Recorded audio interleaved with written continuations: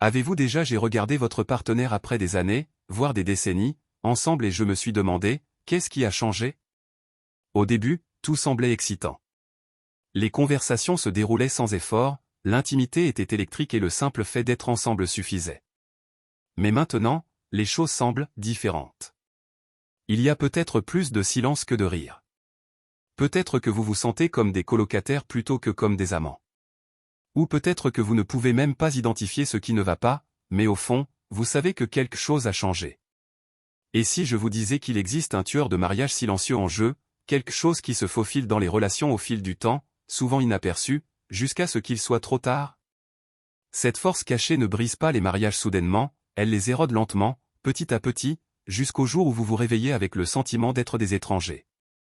Dans cette vidéo, nous plongeons en profondeur dans ce qui détruit discrètement les mariages après des décennies de vie commune et, plus important encore, comment vous pouvez l'arrêter avant qu'il ne soit trop tard. Des petites habitudes qui semblent inoffensives à la subtile distance émotionnelle qui grandit avec le temps, nous découvrirons les véritables raisons pour lesquelles les relations à long terme perdent leur étincelle. Restez avec moi jusqu'à la fin, car vous apprendrez non seulement à repérer les signes avant-coureurs, mais vous découvrirez également des moyens puissants de raviver votre connexion et de rétablir la proximité que vous aviez autrefois. Et si vous trouvez cette vidéo utile, j'apprécierais que vous l'aimiez et que vous vous abonniez. Cela aide à diffuser ces leçons importantes sur la façon de garder l'amour vivant. Si vous êtes d'accord avec ce que je dis, déposez un 1 dans les commentaires. Si vous avez un avis différent, commentez 0. J'ai lu chaque réponse pour m'assurer que ces vidéos vous donnent les meilleures informations possibles. Maintenant, commençons. Le tueur silencieux du mariage, la négligence émotionnelle. L'un des changements les plus importants qui se produisent dans les relations à long terme n'est pas causé par de grandes disputes ou des trahisons majeures, mais par une négligence émotionnelle. Maintenant, avant de supposer que cela n'arrive que lorsque quelqu'un cesse de s'en soucier, clarifions, la négligence émotionnelle n'est pas une question de manque d'amour. Il s'agit d'une dérive lente et involontaire, où les deux partenaires cessent de donner la priorité aux liens émotionnels qu'ils entretenaient autrefois. Au début de votre relation, tout semblait nouveau. Vous vous êtes posé des questions profondes, vous avez partagé vos pensées et vos rêves et vous avez écouté avec toute l'attention. Mais au fil des années, les responsabilités s'accumulent. Le stress au travail, les enfants, les problèmes de santé, les soucis financiers, tout cela commence à devenir prioritaire.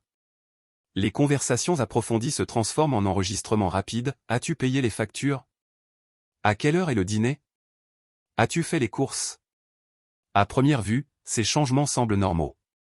Après tout, la vie est bien remplie, n'est-ce pas? Mais avec le temps, si vous arrêtez d'avoir réelles conversations au sel sur les sentiments, les peurs, les rêves et même simplement des pensées aléatoires, vous cessez de vous sentir vraiment connecté. Vous êtes toujours ensemble, mais émotionnellement, vous pourriez aussi bien vivre des vies séparées. Le danger ici est que la négligence émotionnelle ne semble pas urgente. Il n'y a pas de grand moment dramatique où cela se produit. C'est lent, comme une fuite dans un tuyau. Au moment où vous remarquez les dégâts, la fondation est déjà fissurée. Alors, comment savoir si la négligence émotionnelle s'insinue dans votre mariage? Voici quelques signes clairs. Les conversations semblent au niveau de la surface, vous parlez, mais c'est surtout une question de logistique, pas de sentiments ou de sujets significatifs. Vous vous sentez invisible ou entendu ou vous ne vous souvenez plus de la dernière fois où votre partenaire vous a demandé comment vous vraiment ressentir quelque chose. Vous passez plus de temps séparément et même si vous êtes dans la même maison, vous faites des choses différentes et interagissez à peine. L'intimité est devenue routinière ou inexistante, le contact physique, l'affection et les conversations profondes se sont estompées. Vous vous sentez seul dans votre mariage même avec votre conjoint à vos côtés, vous vous sentez déconnecté. Si tout cela vous semble familier, ne paniquez pas, mais ne l'ignorez pas non plus. La négligence émotionnelle ne signifie pas nécessairement la fin de votre mariage, mais cela signifie qu'il est temps de le faire. Réveillez-vous et agissez avant qu'il ne soit trop tard. Ensuite, nous explorons pourquoi cela se produit dans les relations à long terme et ce que vous pouvez faire pour inverser ce phénomène. Restez avec moi, car la prochaine partie pourrait bien changer votre façon de voir votre mariage pour toujours. Repensez aux premiers jours de votre relation. Vous souvenez-vous avec quelle facilité vous parliez? Comment un simple coup d'œil pourrait-il vous faire sentir compris? Ce n'était pas seulement parce que tout était nouveau, c'était parce que tu étais investi l'un dans l'autre. Vous avez fait un effort pour écouter, partager, vous engager à un niveau plus profond. Au fil du temps, les responsabilités de la vie commencent à exiger davantage de votre attention et il devient facile de mettre votre relation en pilote automatique. Au début, ce ne sont que de petites choses. Évitez les longues conversations au dîner, être trop fatigué pour faire le point émotionnellement ou supposer que votre partenaire sait déjà que vous vous souciez de vous. Mais petit à petit, ces petites choses s'additionnent. Un jour, vous réalisez que la personne qui était votre plus proche confident se sent désormais comme quelqu'un avec qui vous coexistez simplement. Et voici la partie dangereuse, ce genre de distance émotionnelle ne mène pas toujours à de grandes bagarres. En fait, de nombreux couples qui subissent cette dérive ne se disputent pas beaucoup. Pourquoi? Parce que les arguments nécessitent de l'engagement. Ils nécessitent de la passion.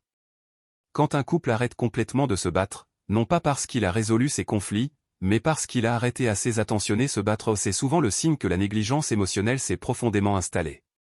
Vous pourriez penser, nous ne nous battons pas, donc nous devons aller bien, mais le silence n'est pas toujours la paix. Parfois, le silence est le signe que vous avez tous les deux cessé d'attendre l'un de l'autre un épanouissement émotionnel. Vous commencez à chercher ailleurs une stimulation, vous plongez dans le travail, les loisirs, les médias sociaux ou même simplement regarder la télévision sans réfléchir tous les soirs pour éviter de faire face à la distance croissante. Et lorsque cela se produit pendant des années, le ressentiment s'installe tranquillement. Un partenaire peut commencer à se sentir méconnu, tandis que l'autre peut avoir l'impression d'être constamment critiqué ou incompris. L'un peut avoir envie de conversations plus profondes, tandis que l'autre les évite, pensant « à quoi ça sert ?» Et avant que vous vous en rendiez compte, l'amour qui semblait autrefois facile ressemble désormais à un lointain souvenir. Mais voici la bonne nouvelle, la négligence émotionnelle peut être inversée. Il ne s'agit pas de faire de grands gestes ou de planifier des vacances coûteuses pour « réparer » les choses, il s'agit de reconstruire l'intimité émotionnelle dans les petits moments du quotidien. La première étape? Conscience. Si vous avez reconnu des signes de distance émotionnelle dans votre relation, vous êtes déjà en avance sur de nombreux couples qui laissent passer inaperçus jusqu'à ce qu'il soit trop tard. L'étape suivante est simple mais puissante, faire le choix de se reconnecter. Cela peut paraître évident, mais réfléchissez à quelle fréquence activement choisir d'entretenir nos relations au lieu de simplement supposer qu'elles prendront soin d'elles-mêmes. À quand remonte la dernière fois que vous avez posé une question à votre partenaire sur ses sentiments, ses pensées ou même sa journée, non pas par routine, mais parce que vous vouliez vraiment entendre sa réponse? Les petits moments de connexion redonnent vie au mariage. Cela peut être aussi simple que de poser votre téléphone lorsque votre conjoint vous parle. Cela peut prendre 5 minutes supplémentaires le matin pour s'enregistrer et demander « Comment te sens-tu vraiment aujourd'hui ?» Il peut s'agir de se souvenir des choses qu'ils aiment, comme la façon dont ils prennent leur café ou la vieille chanson qui les fait toujours sourire, et d'utiliser ces petits détails pour montrer que vous êtes toujours attentif. La vérité est que l'amour profond n'est pas seulement une question de passion ou d'excitation, c'est une question de présence. Il s'agit de faire en sorte que votre partenaire se sente valorisé, entendu et important dans les petits moments qui sont souvent négligés. Et lorsque les deux partenaires s'engagent à être présents, quelque chose d'étonnant se produit, les murs émotionnels commencent à s'effondrer. Le silence redevient une conversation. La chaleur revient. Le sentiment d'être ensemble commence à se reconstruire. Si vous commencez à réaliser que la négligence émotionnelle s'est glissée dans votre relation, ne paniquez pas. Vous n'êtes pas seul et il n'est pas trop tard. Mais cela nécessite une action. Cela nécessite de faire des choix petits mais cohérents pour se présenter aux côtés de votre partenaire, même lorsque la vie est chargée. Parce qu'en fin de compte, un mariage solide ne consiste pas à éviter les problèmes, il s'agit de se choisir, chaque jour, même lorsque les choses ne sont pas parfaites. Et dans la partie suivante, nous approfondirons encore davantage les attentes tacites qui détruisent lentement les relations et la manière de les réinitialiser avant qu'elles ne causent des dommages durables. Restez avec moi, car ce que je vais partager ensuite pourrait changer à jamais la façon dont vous voyez votre mariage. L'un des plus grands pièges dans lesquels tombent les couples après des années ensemble est de supposer que l'amour devrait être compris plutôt que exprimé. Dans les premières années, nous faisons tout notre possible pour montrer notre amour, pour complimenter, surprendre, écouter avec toute notre attention. Mais après des décennies, on s'attend silencieusement à ce que l'amour soit implicite. Ils savent déjà ce que je ressens. Je ne devrais pas avoir à le dire. S'ils ne le voient pas maintenant, ils ne le verront jamais. C'est là que commencent les vrais dégâts. L'amour qui n'est pas exprimé finit par cesser d'être feutre. Ce n'est pas que vous ne vous en souciez pas, c'est qu'avec le temps, l'effort pour communiquer cette attention s'estompe. Et lorsque cela se produit, les deux partenaires peuvent commencer à se sentir mal aimés sans que l'un ou l'autre ne réalise ce qui n'a pas fonctionné. Pensez Y, à quand remonte la dernière fois que vous avez sincèrement complimenté votre conjoint? Pas seulement un simple merci ou une routine je t'aime aussi, mais une appréciation réelle et intentionnelle de qui ils sont? À quand remonte la dernière fois que tu as dit « Je t'admire pour la façon dont tu gères les choses » ou « J'aime à quel point tu es passionné par quelque chose d'important pour eux ». Ces petites affirmations peuvent sembler inutiles lorsque vous êtes ensemble depuis des décennies, mais elles constituent une énorme différence dans la façon dont vous vous sentez connectés tous les deux. Et ce n'est pas seulement une question de mots, les actions sont tout aussi éloquentes. Au fil du temps, de nombreux couples commencent à se prendre pour acquis, non pas par méchanceté, mais simplement parce que la familiarité crée du réconfort. Vous vous habituez à ce que votre partenaire soit là, fasse des choses pour vous, gère la routine de la vie ensemble. Et dans ce confort, vous oubliez de participer activement, montrer appréciation. Les choses que vous avez remarquées autrefois, comment il s'assurait toujours que vos collations préférées étaient à la maison, comment il faisait l'effort d'écouter vos histoires même lorsqu'ils étaient fatigués ou commencent à se fondre dans le décor. Mais voici quelque chose dont vous devez vous souvenir, ce qui passe inaperçu finit par ne pas être apprécié. Lorsque les efforts d'une personne sont systématiquement négligés, elle cesse de les faire. Il cesse de se sentir valorisé.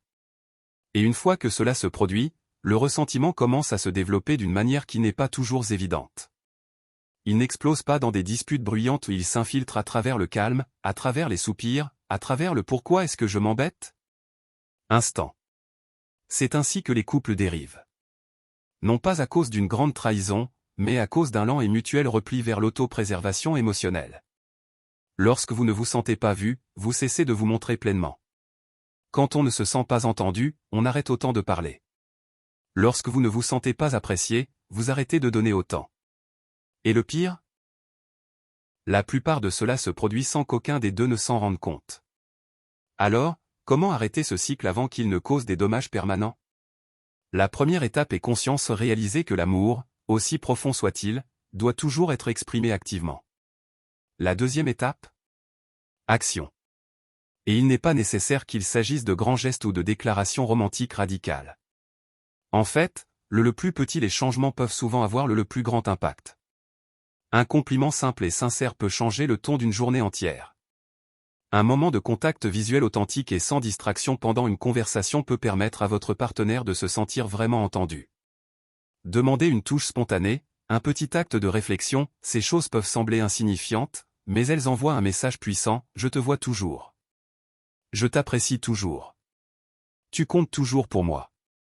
Si tout cela semble simple, c'est parce que ça l'est. Le plus dur n'est pas connaissance que faire, c'est faire le choix de réellement faire-le, de manière constante, même lorsque la vie est occupée.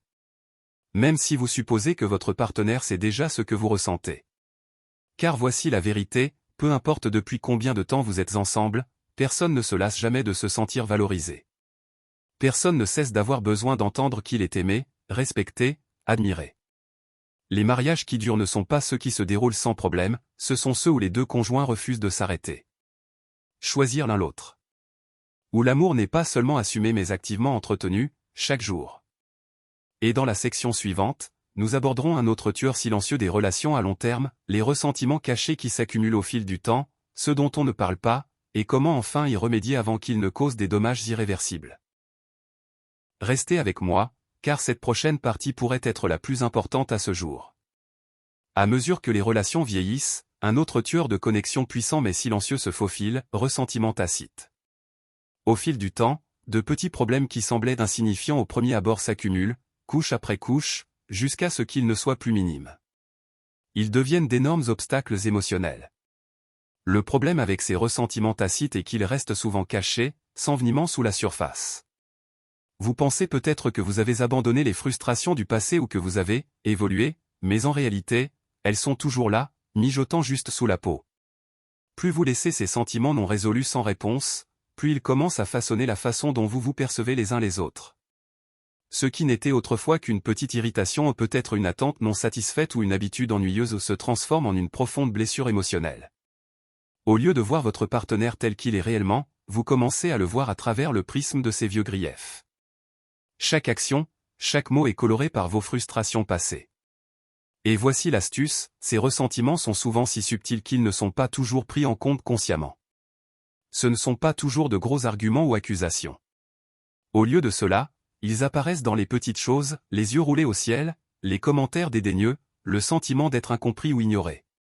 En elles-mêmes, elles ne semblent pas grand-chose, mais avec le temps, ces petites coupures émotionnelles commencent à se répercuter sur la santé globale de votre relation. Le pire, c'est que ces ressentiments tacites ne sont souvent jamais exprimés au grand jour. Les deux partenaires peuvent les ressentir, mais aucun ne sait comment y répondre. L'un des partenaires peut avoir trop peur de blesser l'autre. L'autre pourrait être trop fier pour admettre qu'il retient sa colère ou sa déception. Mais voici le piège, les ressentiments tacites ne disparaissent pas simplement parce que vous les ignorez. En fait, ils grandissent. Et lorsque vous laissez ces problèmes non résolus s'envenimer, ils n'affectent pas seulement votre intimité émotionnelle, ils commencent également à affecter votre connexion physique. Lorsque vous ressentez du ressentiment, il est difficile de se sentir suffisamment proche émotionnellement pour être physiquement intime. Pourquoi? Parce que l'intimité, tant émotionnelle que physique, requiert de la vulnérabilité. Et la vulnérabilité devient impossible lorsque des murs de colère tacite ou de déception bloquent la connexion. Alors, comment commencer à aborder ces ressentiments discrets? La première étape est reconnaissance. Reconnaissez qu'ils sont là. Si vous ressentez un sentiment de malaise dans votre relation, si vous vous trouvez émotionnellement en retrait, si vous êtes constamment frustré ou agacé par les petites choses que fait votre partenaire, alors il y a de fortes chances que le ressentiment ait commencé à se développer. Et ce n'est pas quelque chose à ignorer, c'est le signe qu'il existe un problème plus profond qui nécessite une attention particulière. La prochaine étape consiste à en parler. Je sais, cela peut sembler incroyablement inconfortable, surtout si vous évitez ces conversations depuis des années. Mais le silence ne guérira rien. Plus vous attendez, plus cela devient difficile. Mais la bonne nouvelle est que la plupart du temps, lorsque vous parlez enfin ouvertement de vos sentiments, votre partenaire sera plus réceptif que vous ne le pensez. Il ne réalise peut-être même pas à quel point vous avez tenu bon. Une fois la conversation commencée, vous constaterez souvent que bon nombre des problèmes n'étaient pas aussi insurmontables qu'ils le paraissaient. Il est important d'aborder ces conversations avec compassion et volonté d'écouter. Au lieu de blâmer ou de pointer du doigt, partagez vos sentiments d'une manière qui invite à la compréhension. Utilisez je me sens déclaration au lieu de tu as toujours déclaration. Par exemple, au lieu de dire vous ne m'écoutez jamais, essayez de dire je ne me sens pas entendu lorsque vous ne répondez pas à ce que je dis. Cela déplace l'attention des accusations vers la compréhension. Mais voici le truc, ne vous contentez pas de parler du passé. Concentrez-vous sur l'avenir. Après avoir exprimé vos ressentiments, il est crucial de discuter de la manière dont vous pouvez tous les deux éviter que des problèmes similaires ne se reproduisent à l'avenir. Que pouvez-vous faire différemment tous les deux pour garantir que le ressentiment ne s'accumule pas à nouveau? Quelles limites, comportements ou habitudes doivent changer pour que vous vous sentiez tous les deux entendus et appréciés? Cette partie est essentielle. Une relation ne peut pas avancer sans que les deux partenaires ne soient d'accord sur la manière de maintenir la communication ouverte et d'éviter que les ressentiments ne s'accumulent à nouveau.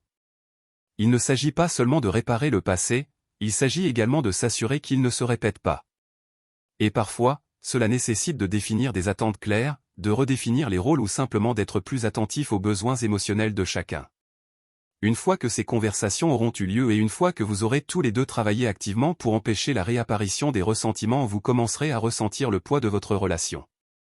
La distance émotionnelle se réduira et vous commencerez à vous voir avec un regard neuf. Au lieu de vous regarder à travers le prisme de vieux griefs, vous commencerez à vous regarder avec empathie et compréhension. Vous verrez votre partenaire non pas comme la personne qui vous a blessé, mais comme la personne que vous choisissez toujours d'aimer, malgré ses imperfections. La vérité est que personne n'est parfait. Nous portons tous un bagage émotionnel, des frustrations et des déceptions. Mais ce qui compte vraiment, c'est la façon dont nous les gérons. Les couples qui durent sont ceux qui choisissent d'aborder leurs problèmes de front. Ils ne balayent pas les choses sous le tapis et ne prétendent pas que tout va bien. Ils affrontent leurs défis ensemble, sachant que les relations nécessitent des efforts constants et une vulnérabilité. Et lorsque vous choisissez d'aborder ces ressentiments cachés, votre relation en deviendra plus forte. Vous rétablirez la confiance, raviverez l'intimité et redécouvrirez le lien émotionnel profond qui vous a fait tomber amoureux en premier lieu. Dans la partie suivante, nous aborderons les habitudes qui contribuent à la déconnexion émotionnelle et comment elles peuvent être brisées. Restez à l'écoute, car les idées que je m'apprête à partager pourraient changer pour le mieux votre façon de voir votre relation. Un autre facteur majeur de déconnexion émotionnelle dans les relations à long terme est la perte progressive des expériences partagées. Au début, vous et votre partenaire aviez probablement beaucoup de points communs. Vous aimiez les mêmes activités, aviez des amis communs et aviez hâte de faire des choses ensemble. Mais à mesure que le temps passe, la vie peut faire obstacle au maintien de ces expériences partagées. L'horaire de travail devient de plus en plus exigeant. Les activités extrascolaires des enfants occupent vos soirées. Les passe-temps et intérêts personnels peuvent changer. Au fil du temps, vous commencez à avoir l'impression de vivre des vies parallèles plutôt que d'en partager une. Voici le problème, les expériences partagées ne consistent pas seulement à s'amuser ou à faire des choses ensemble. Ils sont essentiels pour créer et entretenir le lien affectif qui soutient un mariage. Lorsque vous arrêtez de consacrer du temps à des activités que vous aimez tous les deux, vous arrêtez de créer de nouveaux souvenirs ensemble. Et sans ces souvenirs partagés, la relation commence à sembler obsolète. Pensez Y, à quand remonte la dernière fois que vous et votre partenaire avez fait quelque chose de spontané ou d'excitant? À quand remonte la dernière fois que vous avez fait un voyage, même s'il ne s'agissait que d'un week-end? À quand remonte la dernière fois que vous avez eu une aventure ensemble, quelque chose qui sortait de l'ordinaire, quelque chose qui vous a aidé à vous connecter à un niveau plus profond?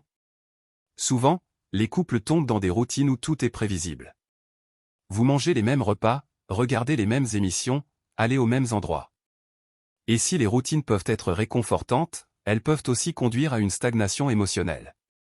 Les relations ont besoin de nouveautés, d'enthousiasme et de nouvelles expériences pour rester fraîches et dynamiques.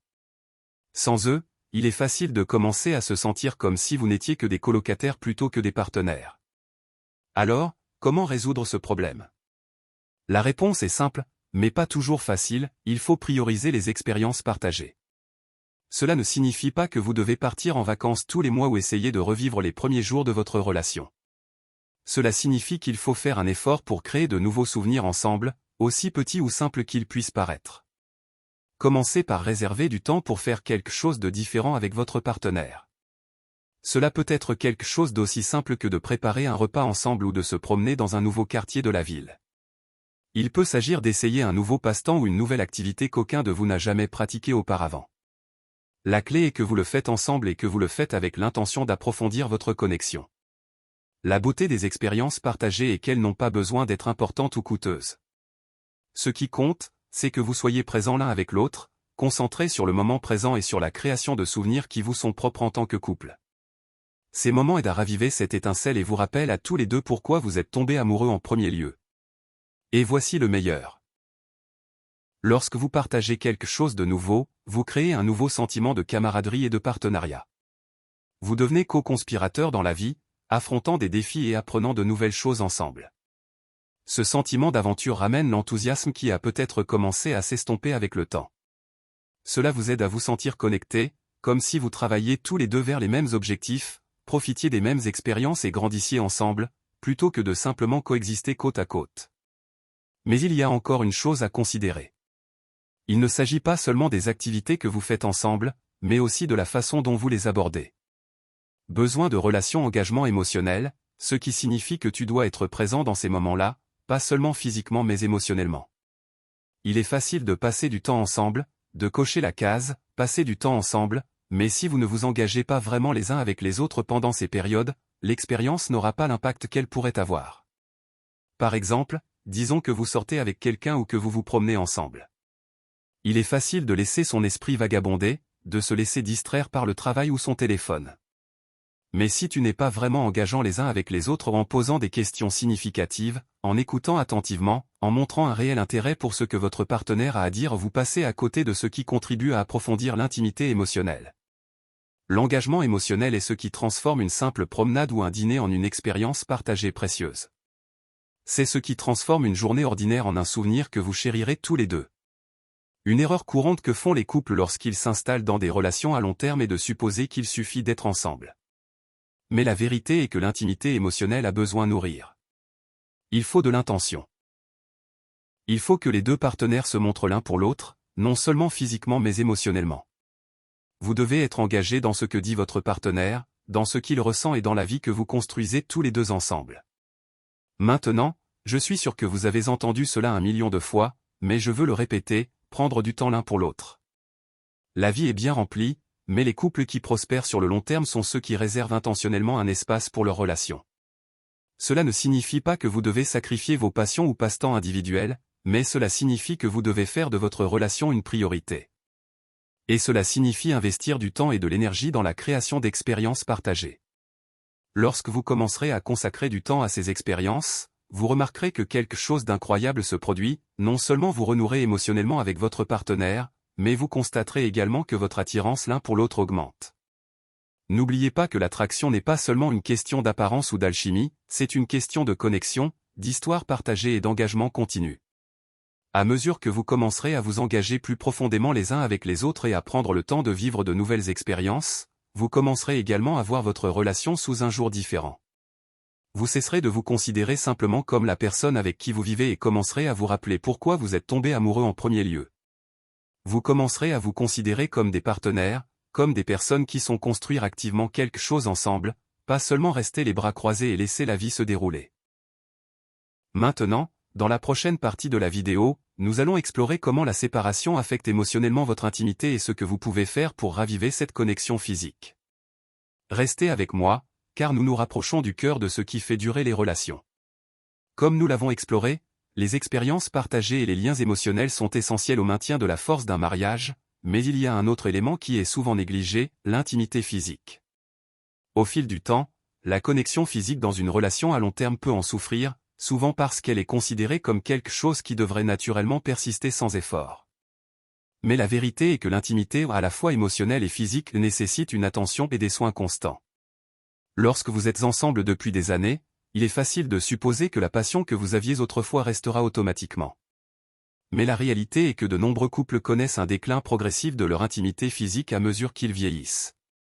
Cela n'est pas toujours dû à un manque d'amour ou d'attirance, c'est souvent parce que les exigences de la vie sont prioritaires et que les deux partenaires tombent dans une routine où l'intimité passe au second plan. Vous vous aimez peut-être encore profondément, mais le lien physique commence à s'affaiblir et il est souvent difficile de déterminer pourquoi. L'un des principaux facteurs contribuant à cette déconnexion est l'absence de contact intentionnel. Au début d'une relation, il existe une abondance naturelle d'affection physique. Se tenir la main, s'embrasser, se serrer dans ses bras, se toucher spontanément, tout cela est fréquent et se fait souvent sans effort.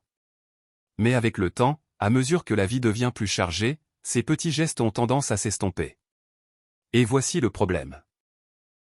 Lorsque ces petits moments de connexion physique diminuent, les deux partenaires peuvent se sentir émotionnellement distants, même s'il n'y a pas de conflit évident.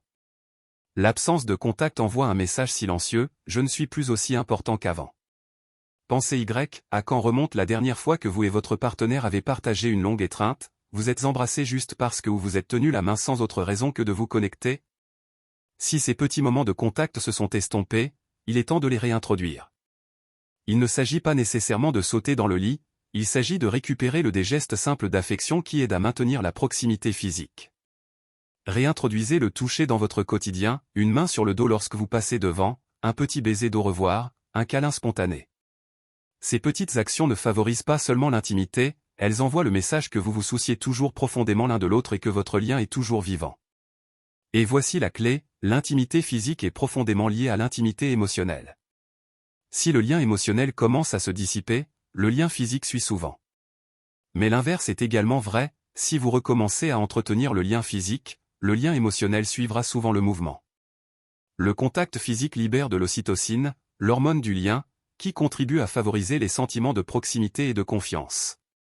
Ainsi, lorsque vous faites un effort pour vous reconnecter physiquement, vous contribuez également à reconstruire l'intimité émotionnelle qui a pu s'estomper. Mais l'intimité physique n'est pas seulement une question de toucher, c'est aussi une question de communication. À mesure que les relations mûrissent, de nombreux couples arrêtent de parler de leurs besoins physiques, de leurs désirs et de leurs préférences. Il peut sembler gênant ou inutile d'avoir ces conversations après des décennies ensemble, mais la vérité est que l'intimité physique évolue avec le temps.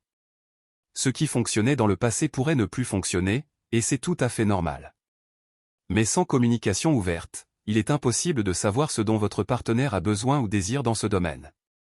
Vous pourriez supposer que votre partenaire sait ce que vous voulez, mais la réalité est que les gens changent avec le temps émotionnellement, physiquement et mentalement. N'ayez donc pas peur d'avoir des conversations ouvertes sur l'intimité. Demandez à votre partenaire ce qu'il attend de vous et partagez ce dont vous avez besoin en retour. Ces conversations peuvent sembler vulnérables, mais elles sont extrêmement importantes pour maintenir une connexion physique saine. Et rappelez-vous qu'il ne s'agit pas de se critiquer les uns les autres, mais de comprendre l'évolution des besoins et des désirs de chacun. En fait, l'un des principaux facteurs qui tue l'intimité dans les mariages à long terme est la manque de communication autour du sexe. Les couples peuvent devenir si à l'aise les uns avec les autres qu'ils cessent de se considérer comme des êtres sexuels, ce qui peut conduire à un sentiment de déconnexion émotionnelle et physique. Mais l'intimité est un élément essentiel de toute relation amoureuse. C'est l'un des moyens par lesquels les couples créent des liens, tant émotionnellement que physiquement. Sans cela, il est facile de se séparer, même si vous vous aimez toujours profondément. Mais voici la bonne nouvelle, il n'est jamais trop tard pour raviver votre intimité physique. Il n'est pas nécessaire qu'il s'agisse d'une transformation radicale, elle peut commencer par de petites actions intentionnelles. Commencez par réintroduire les petits gestes d'affection qui venaient autrefois naturellement. Ayez des conversations ouvertes sur vos désirs et vos besoins. Plus important encore, faites en sorte que votre partenaire se sente à nouveau désiré. Prenez le temps de vraiment voir eux, pas seulement en tant que personne avec qui vous partagez votre maison, mais en tant que personne que vous aimez et qui vous attire toujours. Une autre chose importante à garder à l'esprit est que l'intimité physique n'est pas seulement une question de sexe, c'est aussi une question de sexe. Affection, proximité et sécurité émotionnelle. Pour de nombreux couples, la pression de « performer » peut devenir un obstacle à la connexion physique. Mais l'intimité va bien au-delà de l'acte lui-même. Il s'agit de se sentir émotionnellement en sécurité et aimé. Il s'agit de savoir que vous êtes désiré et que vous pouvez complètement baisser votre garde avec votre partenaire. Parfois, les couples de longue date se retrouvent tellement concentrés sur leurs responsabilités quotidiennes, travail, famille, factures, qu'ils oublient de se sentir spéciaux. Ils oublient de prendre le temps de faire sentir à leur partenaire voulu. Mais l'intimité prospère lorsque les deux partenaires se sentent valorisés, respectés et vus, non seulement physiquement mais émotionnellement. Donc, si vous constatez que l'intimité physique a diminué avec le temps, commencez par travailler sur l'intimité émotionnelle. Reconstruisez la connexion émotionnelle et la connexion physique suivra naturellement. N'oubliez pas que l'objectif ici n'est pas la perfection, c'est le progrès. Il s'agit de faire de petits pas chaque jour pour que chacun se sente vu, entendu et désiré. Il s'agit d'être proactif en entretenant la connexion que vous partagez, plutôt que de la laisser passer au second plan. Dans la section suivante, nous aborderons un autre aspect essentiel des relations à long terme, l'importance de continuer à grandir individuellement tout en restant une équipe. Les relations nécessitent un équilibre constant entre la croissance personnelle et les expériences partagées, et le maintien de cet équilibre est crucial pour la longévité. Restez à l'écoute, car les idées que je m'apprête à partager peuvent être la clé pour prospérer ensemble, tout en restant votre propre personne. Un autre facteur qui joue un rôle majeur dans la longévité d'une relation est la capacité à grandir individuellement tout en restant une équipe. Cela peut sembler contre-intuitif au premier abord, comment grandir individuellement tout en restant en couple ? Mais la vérité est que l'un des aspects les plus importants des relations à long terme est l'équilibre entre développement personnel et expérience partagée. Au début d'une relation, il est facile de sentir que vous et votre partenaire êtes toujours en phase, grandissant toujours ensemble, avançant toujours dans la même direction. Mais avec le temps, la vie change. Les gens changent. Vos objectifs, désirs et besoins individuels peuvent évoluer d'une manière qui ne correspond pas parfaitement à l'endroit où se trouve votre partenaire. C'est tout à fait normal, mais cela peut être source de tension si ce n'est pas bien géré. Alors, que signifie grandir individuellement tout en restant une équipe ? Cela signifie se donner l'espace nécessaire pour poursuivre leur croissance personnelle, qu'il s'agisse de votre carrière, de vos passe-temps, de vos amitiés ou de votre développement personnel, tout en maintenant un partenariat solide et unifié. Il s'agit de soutenir la croissance de chacun sans perdre l'essence de votre lien commun. Lorsque vous êtes ensemble depuis longtemps, il est facile de tomber dans des routines qui tournent autour des besoins de chacun. Vous prenez des décisions en tant qu'unité, donnez la priorité au bonheur de chacun et négligez parfois vos propres désirs ou objectifs. Cela est particulièrement fréquent lorsque des enfants entrent en scène ou lorsqu'un des partenaires assume une plus grande part de responsabilité à l'égard de la famille ou du foyer. Les sacrifices sont souvent faits par amour et par dévouement à la relation, mais le problème survient lorsque cela devient le seulement se concentrer. Lorsque vous arrêtez de vous concentrer sur votre propre croissance, vous commencez à perdre contact avec qui vous êtes en tant qu'individu et, Avec le temps, cela conduit à du ressentiment, à une déconnexion émotionnelle et à un sentiment d'être pris au piège. Il est important de se rappeler que la croissance individuelle est essentielle pour la santé de la relation. Lorsque vous investissez en vous-même, que ce soit en acquérant de nouvelles compétences, en poursuivant un nouveau passe-temps ou simplement en prenant le temps de nourrir votre bien-être émotionnel, vous ramenez une version plus saine et plus épanouie de vous-même dans la relation. Et lorsque les deux partenaires grandissent individuellement, ils ont de nouvelles expériences, de nouvelles idées et des perspectives différentes qu'ils peuvent partager. Cela enrichit la relation plutôt que de la nuire. La clé ici est soutenir la croissance individuelle de chacun tout en étant là les uns pour les autres. Il s'agit de créer une dynamique dans laquelle vous avez tous les deux le sentiment de pouvoir poursuivre vos objectifs personnels, mais également de travailler en équipe pour construire une vie commune. Si l'un des partenaires croît tandis que l'autre stagne, cela peut créer une rupture. Mais si les deux partenaires évoluent en tant qu'individus et continuent de se soutenir mutuellement, c'est à ce moment-là que la relation s'épanouit vraiment. Le défi survient lorsque les couples cessent de communiquer sur leurs besoins et désirs individuels. Il est facile de supposer que parce que vous êtes ensemble depuis si longtemps, vous vous connaissez déjà de fond en comble. Mais en réalité, les gens changent. Ils grandissent. Leurs besoins changent. Si vous ne faites pas l'effort de communiquer ces changements à votre partenaire, vous risquez de vous séparer émotionnellement. Par exemple, si l'un des partenaires commence à poursuivre une nouvelle carrière ou se lance dans un nouveau projet passionnant, l'autre pourrait se sentir laissé pour compte, surtout si cette croissance n'est pas communiquée ou soutenue. Le partenaire en pleine croissance peut avoir l'impression de s'épanouir, mais le partenaire qui se sent négligé peut tranquillement lutter contre des sentiments d'insécurité ou d'abandon. C'est là qu'une communication ouverte et honnête entre en jeu. Au lieu de supposer que vous comprenez les sentiments ou les besoins de votre partenaire, il est important de lui poser la question. Soyez curieux de savoir ce qu'ils vivent et comment ils évoluent. Enregistrez-vous régulièrement pour voir où vous en êtes tous les deux et ce dont vous avez besoin dans la relation. Cela ne signifie pas que vous devez partager chaque petit détail, mais cela signifie rester à l'écoute des états émotionnels et de l'évolution personnelle de chacun. Lorsque les deux partenaires s'engagent activement dans le développement personnel de chacun, cela favorise un sentiment d'appartenance. Travail d'équipe plutôt que la concurrence. Plutôt que d'avoir l'impression d'être en compétition pour l'attention, l'amour ou l'espace, vous apprenez tous les deux à grandir côte à côte tout en vous soutenant mutuellement. Cet équilibre est vital pour maintenir la relation forte et le lien émotionnel intact. Un autre aspect critique de cet équilibre est soins auto-administrés. Lorsque vous êtes dans une relation à long terme, il est facile de donner la priorité aux besoins de votre partenaire plutôt qu'aux vôtres, mais négliger les soins personnels peut conduire à l'épuisement professionnel, au ressentiment et à la distance émotionnelle.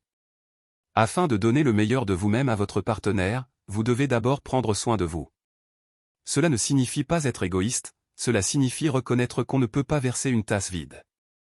Les soins personnels ne font pas seulement référence à la santé physique, c'est aussi une question de bien-être émotionnel et mental. Prenez-vous le temps de faire des choses qui vous font du bien? Investissez-vous dans votre propre bonheur, votre épanouissement et votre croissance? Lorsque vous faites des soins personnels une priorité, vous êtes mieux en mesure de vous présenter aux côtés de votre partenaire, émotionnellement et physiquement. Par exemple, si vous vous sentez épuisé par vos obligations professionnelles ou familiales, il est important de prendre le temps de vous ressourcer. Cela peut signifier consacrer quelques heures à un passe-temps que vous aimez, vous promener seul pour vous vider l'esprit ou passer un moment tranquille pour vous-même. Lorsque vous serez rechargé émotionnellement, vous constaterez que votre connexion avec votre partenaire s'améliore également. D'un autre côté, si votre partenaire ne prend pas soin de lui ou néglige ses propres besoins, cela peut créer un déséquilibre. Vous pourriez commencer à avoir l'impression de porter seul le poids émotionnel de la relation, ce qui peut entraîner de la frustration et du ressentiment. C'est pourquoi il est important d'encourager votre partenaire à donner également la priorité à son propre bien-être. Il peut être inconfortable de demander de l'espace ou du temps pour soi, surtout dans une relation à long terme où vous avez toujours été là l'un pour l'autre. Mais des relations saines nécessitent des limites saines, et prendre soin de soi en est un élément essentiel. Un autre aspect de croissance personnelle, ce qui est souvent négligé dans les mariages à long terme, est changer de rôle. À mesure que les couples vieillissent, leur rôle au sein de la relation change souvent. Les enfants grandissent, les carrières évoluent et des problèmes de santé peuvent surgir. Ces changements nécessitent des ajustements et peuvent parfois prêter à confusion quant à votre rôle dans la relation. Par exemple, si l'un des partenaires s'occupe principalement des enfants et que ceux-ci quittent ensuite la maison, cela peut créer un sentiment de perte, voire une crise d'identité. Le couple peut se retrouver à se regarder, ne sachant pas comment gérer cette nouvelle phase. Il est important de parler ouvertement de ces changements de rôle et de la manière dont ils affectent l'identité de chaque partenaire. Remplissez-vous toujours les mêmes rôles que lors de votre première rencontre, ou évoluez-vous tous les deux vers de nouvelles versions de vous-même?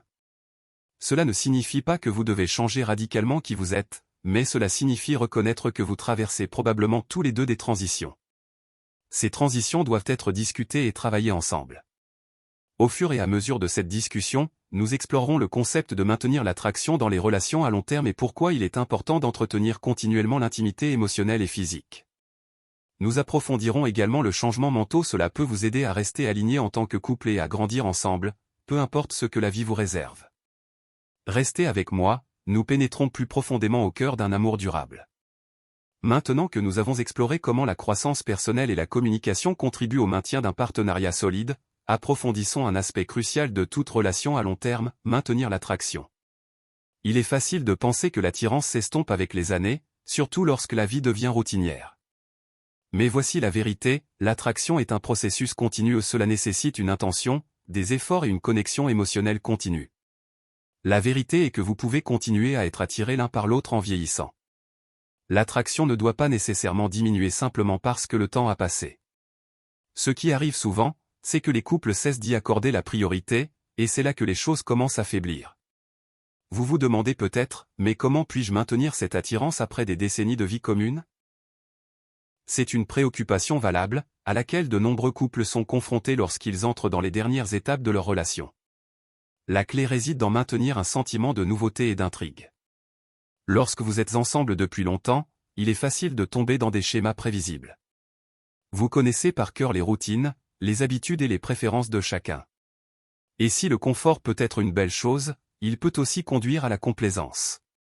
Une façon de maintenir l'attraction vivante est de créer de nouvelles expériences ensemble. Cela ne signifie pas que vous devez faire du parachutisme tous les week-ends ou réserver des vacances extravagantes, même si celles-ci peuvent être amusantes. L'idée est de sortir du quotidien et faites de la place pour des moments spontanés et passionnants même dans les petites choses. Partez à un rendez-vous amoureux, essayez un nouveau passe-temps ensemble, explorez une nouvelle partie de votre ville ou même changez simplement votre routine quotidienne. Ces nouvelles expériences brisent la monotonie et créent de nouveaux souvenirs, ce qui contribue à garder la relation nouvelle et excitante. L'attraction prospère également mystère et curiosité et ces qualités ne s'appliquent pas seulement aux premières étapes d'une relation amoureuse. Au fil du temps, vous pouvez toujours cultiver la curiosité envers votre partenaire. Prenez le temps de découvrir de nouvelles choses à leur sujet, même si c'est quelque chose de minime. Interrogez-les sur leurs rêves, leurs peurs ou encore sur ce qu'ils souhaitent réaliser dans les années à venir. Il ne s'agit pas de fouiller ou de fouiller dans des affaires privées, mais de montrer de l'intérêt pour leur évolution personnelle. Les gens changent avec l'âge, et ces changements peuvent conduire à de nouveaux aspects de votre partenaire que vous n'aviez même jamais remarqués auparavant. Vous seriez surpris de voir à quel point un simple changement de perspective peut raviver l'attraction. À quand remonte la dernière fois que vous avez regardé votre partenaire et pensé « Waouh, je suis si fier de la personne que vous êtes devenue ». En vieillissant, nous oublions souvent d'apprécier la personne avec qui nous sommes pour la croissance et la maturité qu'elle a acquise au fil des ans. Nous sommes tellement à l'aise que nous ne reconnaissons plus les changements subtils qui rendent notre partenaire encore plus intrigant, encore plus captivant. Prendre un moment pour reconnaître et admirer la croissance de votre partenaire non seulement renforce leur confiance, mais ravive également l'attirance émotionnelle et physique entre vous. Un autre élément qui a souvent un impact sur l'attraction est confiance. Vous pourriez être surpris d'apprendre que la confiance a un rôle majeur à jouer, non seulement dans les premiers stades d'une relation amoureuse, mais tout au long de la relation. En vieillissant, nous perdons parfois confiance en notre corps, nos capacités et notre apparence. Nous commençons à nous demander si notre partenaire nous trouve toujours attirants ou si nous sommes devenus invisibles.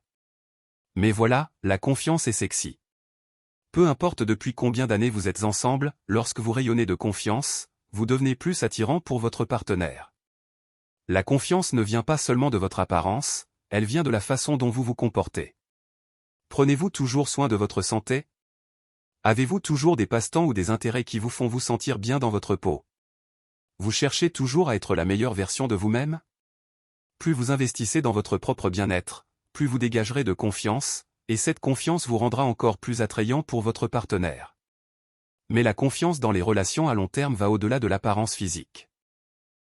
Il s'agit de votre confiance en votre amour, de votre engagement et de votre capacité à continuer à grandir ensemble. Si vous abordez votre relation avec un sentiment de confiance en vous, sachant que le lien que vous partagez est fort, que votre amour est durable et que votre partenaire est toujours votre meilleur ami, cela renforce le lien entre vous deux. La confiance dans l'aspect émotionnel de votre relation est tout aussi attrayante que la confiance dans votre apparence. L'attirance physique, bien qu'importante, n'est pas la seule forme d'attirance dans une relation à long terme. Attirance émotionnelle est tout aussi important et, à bien des égards, il peut se renforcer avec le temps. En vieillissant, nous avons tendance à devenir plus matures émotionnellement. Nous comprenons mieux nos propres émotions, gérons les conflits et soutenons notre partenaire. Cette intelligence émotionnelle, associée au lien profond que vous partagez, peut créer une sorte de intimité émotionnelle. C'est incroyablement attrayant. Au fil du temps, les couples peuvent créer une relation unique, connexion émotionnelle qui transcende les apparences superficielles. Cette connexion repose sur l'histoire partagée, les blagues internes, la confiance et le respect mutuel que vous avez développé au fil des ans. Et le meilleur ? Plus vous êtes ensemble depuis longtemps, plus cette attirance émotionnelle devient profonde. Il ne s'agit plus seulement de chimie physique, il s'agit du confort, de la confiance et de la sécurité qui découlent du fait d'être avec quelqu'un qui vous connaît de fond en comble. Maintenant, il est également important de reconnaître que maintenir l'attraction nécessite effort des deux côtés. Un seul partenaire ne peut pas faire tout le travail pour maintenir l'attraction vivante. Les deux partenaires doivent avoir l'intention d'entretenir leur lien émotionnel, physique et psychologique. Donc, si vous avez l'impression que l'étincelle s'estompe dans votre relation, il est temps d'avoir une conversation avec votre partenaire sur ce dont vous avez tous les deux besoin pour vous sentir désiré et apprécié. Vous constaterez peut-être qu'en reconnaissant simplement le problème et en discutant ouvertement, vous pourrez tous les deux trouver des moyens de vous reconnecter et de raviver l'attirance que vous aviez autrefois. Il est facile de supposer que la romance et la passion que vous avez partagées au début de votre relation devraient naturellement perdurer au fil des années. Mais la vérité est que l'attirance est quelque chose qui nécessite des soins continus. Il ne s'agit pas seulement d'un geste romantique occasionnel ou d'un baiser spontané, il s'agit d'investir continuellement dans votre connexion émotionnelle, mentale et physique. Et cet investissement est payant. Plus vous faites d'efforts pour maintenir l'attirance vivante, plus votre lien devient fort et plus votre amour grandit. Au fur et à mesure que nous avançons, nous allons explorer une dernière pièce du puzzle qui joue un rôle important dans les relations à long terme, résilience. Les relations sont confrontées à des défis, petits et grands. La véritable force d'un partenariat se mesure souvent à la capacité des deux partenaires à surmonter ensemble la tempête. Parlons donc de la façon de renforcer la résilience en tant que couple et pourquoi cela est essentiel pour maintenir un mariage durable et épanouissant. Restez à l'écoute alors que nous continuons à explorer ce qui fait qu'un mariage non seulement survit, mais prospère, à travers les décennies. En conclusion, penchons-nous sur le dernier facteur, et peut-être le plus important, qui maintient un mariage solide après des décennies de vie commune, résilience. La vie est imprévisible et chaque couple sera inévitablement confronté à des défis en cours de route. Qu'il s'agisse de problèmes de santé, de difficultés financières ou de pressions externes liées au travail, à la famille ou à la société, la résilience est ce qui permet au couple de surmonter ces défis et d'en sortir plus fort.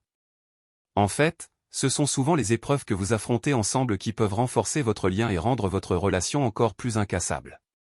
Mais que signifie être résilient en couple ? La résilience ne consiste pas à éviter les conflits ou à prétendre que tout est parfait, elle concerne la manière dont vous gérez l'adversité ensemble. C'est la capacité d'affronter les moments difficiles avec un sentiment d'unité, de confiance et d'optimisme, sachant que, quoi qu'il arrive, vous vous soutenez mutuellement.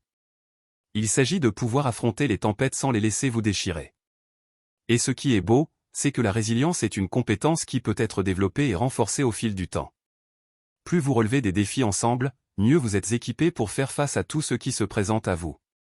Le fondement de la résilience dans un mariage est communication. Lorsque la vie se heurte à des difficultés, il est facile de ressentir des émotions fortes et il est naturel de se sentir frustré, voire parfois désespéré. Mais les couples qui ont développé une solide base de communication sont mieux à même de traverser ces périodes difficiles. Une communication ouverte et honnête vous aide à comprendre les besoins, les sentiments et les préoccupations de chacun en temps de crise.